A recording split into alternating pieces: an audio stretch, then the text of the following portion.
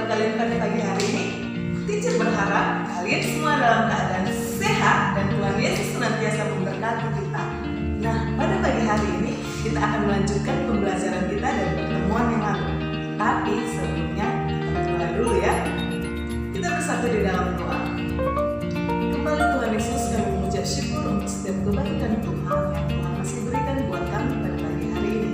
Sebentar kami akan memulai pembelajaran tema kita. Kiranya Tuhan yang tetap tolong kami untuk memahami setiap materi yang teacher berikan kepada kami. Berkati pula teacher yang mengajar kami sehingga hikmat daripada Allah turunlah pada teacher kami. Dalam nama Yesus Tuhan kami berdoa dan mengucap syukur. Haleluya. Amin. Anak-anak, hari ini kita masih berada di tema 6, cita-citaku. Kita memasuki subtema 2, hebatnya cita-citaku. Dan hari ini kita memasuki pembelajaran yang pertama dan pembelajaran yang kedua. Teacher berharap kalian tetap semangat belajarnya. Tujuan pembelajaran kita yaitu siswa mampu memahami makna setiap bait dalam suatu puisi. Siswa dapat mengidentifikasi daur hidup beberapa hewan. Siswa dapat memahami nilai berharga dalam semua pekerjaan yang ada di sekitar. Dan siswa dapat memahami manfaat makhluk hidup buat lingkungan sekitar. Silakan kita buka buku paket tema 6 halaman 62. Di situ ada wacana tentang kisah seorang guru anak berkebutuhan khusus. Silakan kamu baca dengan cermat di dalam hati karena akan ada soal yang akan kita jawab bersama-sama. Setelah membaca kisah seorang guru anak berkebutuhan khusus, mari sama-sama menjawab pertanyaan yang ada di halaman 63. Nomor 1, siapakah Sangita Lahman? Sangita Lahman adalah seorang dokter yang beralih profesi menjadi seorang guru anak-anak prasekolah. Kedua, mengapa ia ingin menjadi guru? Ia ingin menjadi guru karena menurutnya mengajar anak-anak prasekolah membuatnya mengerti tumbuh kembang anak dan akan mempengaruhinya ketika dia kelak dewasa nanti. 3. Sikap apakah yang ditunjukkan oleh Sangita untuk menjadi guru yang baik? Sikap yang ditunjukkan adalah sikap yang sabar. Keempat, menurutmu sikap apakah yang diperlukan untuk menjadi guru yang baik? Sikap yang diperlukan untuk menjadi guru yang baik adalah sabar, peduli, dan ramah. Nah, itu dia, kita sudah menjawab 4 pertanyaan yang ada di halaman 63. Kita lanjutkan ke pembahasan yang lain. Setiap orang memiliki cita-cita yang baik. Tidak ada cita-cita yang tidak hebat. Oleh karenanya, teruslah berusaha meraih cita-citamu. Adakah di antaramu yang ingin menjadi dokter? Bacalah puisi berikut di dalam hati. Perhatikanlah bagian-bagian di dalam puisi dengan seksama. Ini dia puisi yang berjudul Cita-citaku. Silakan baca di dalam hati. Dan di halaman 65 ada beberapa pertanyaan. Silakan kamu baca karena sudah disajikan beserta jawabannya.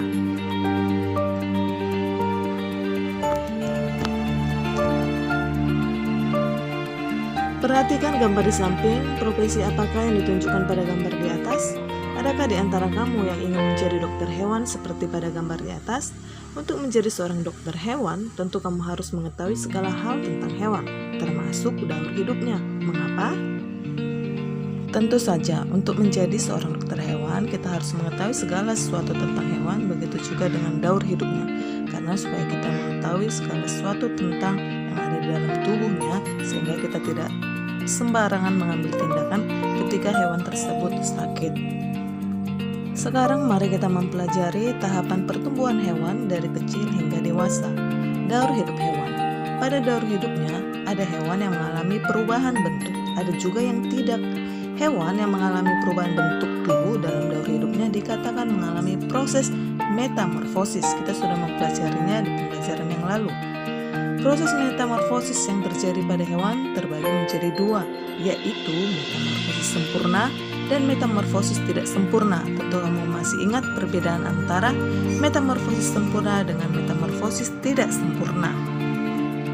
Ya, benar sekali. Hewan yang mengalami metamorfosis sempurna mempunyai bentuk tubuh yang sangat berbeda pada saat telur menetas. Bentuk hewan tidak sama dengan bentuk induknya.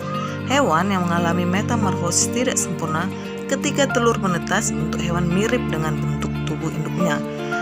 Apa kamu masih bisa menyebutkan beberapa hewan yang mengalami metamorfosis sempurna dan tidak sempurna?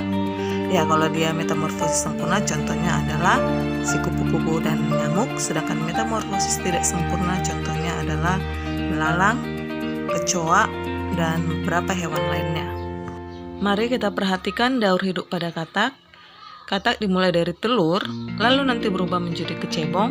Kecebong berubah menjadi berudu berkaki, lalu berubah lagi menjadi katak berekor, lalu kemudian ekornya putus dan muncullah katak dewasa. Kecoa dimulai dari telur menetas langsung menjadi nimfa atau menjadi kecoa muda.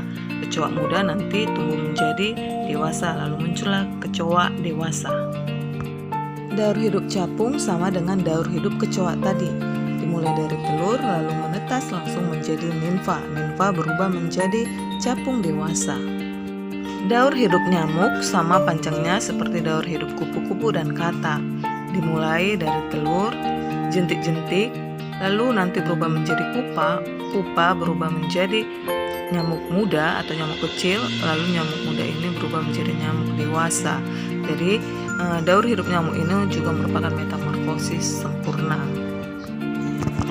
Perhatikanlah gambar-gambar berikut ini. Profesi apa sajakah yang ditunjukkan melalui gambar-gambar tersebut? Gambar nomor 1 itu profesinya sebagai pelukis, nomor 2 sutradara, yang ketiga penari, dan yang keempat adalah pesulap. Anak-anak, silakan kalian baca kisah seorang penari gandrung Banyuwangi di dalam hati. Baca dengan cermat karena ada pertanyaan yang harus kita jawab bersama. Berdasarkan bacaan tadi, di pelajaran selanjutnya ada 4 pertanyaan yang harus kalian jawab, tetapi sudah teacher sertakan dengan jawabannya juga. Kamu tinggal membacanya saja ya anak-anak.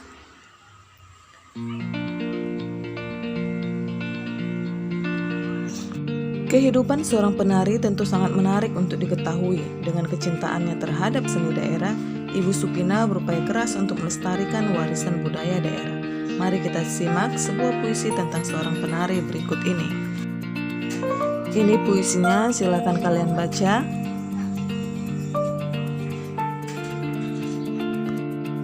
Lalu berdasarkan puisi yang sudah kalian baca tadi, ada 4 pertanyaan. Teacher sudah buat beserta jawabannya, silakan kamu baca ya anak-anak.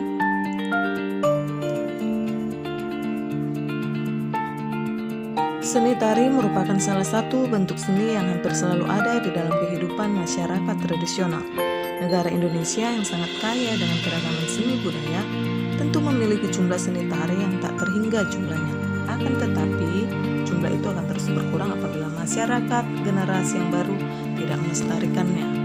Ini ada beberapa gambar tarian yang ada di Indonesia beserta nama tariannya. Silakan kamu perhatikan yang mana tari pendet, yang mana tari piring, yang mana tari saman, dan yang mana tari remong.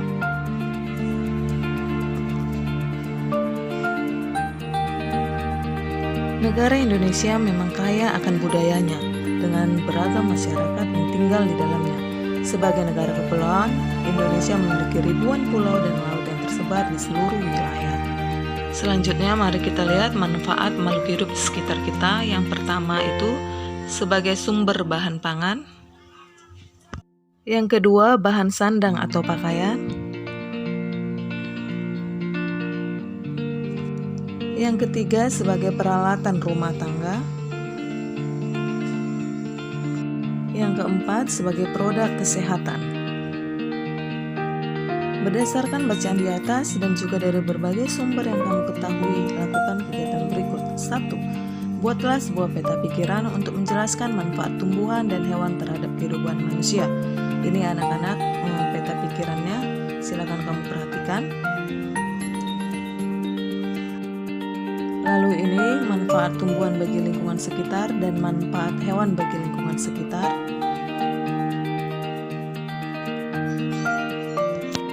Selanjutnya, apa yang akan terjadi pada daerah yang tidak subur sehingga tumbuhan sulit tumbuh, dan apakah yang akan terjadi pada hewan-hewan yang berada di hutan yang telah dirusak oleh kegiatan manusia.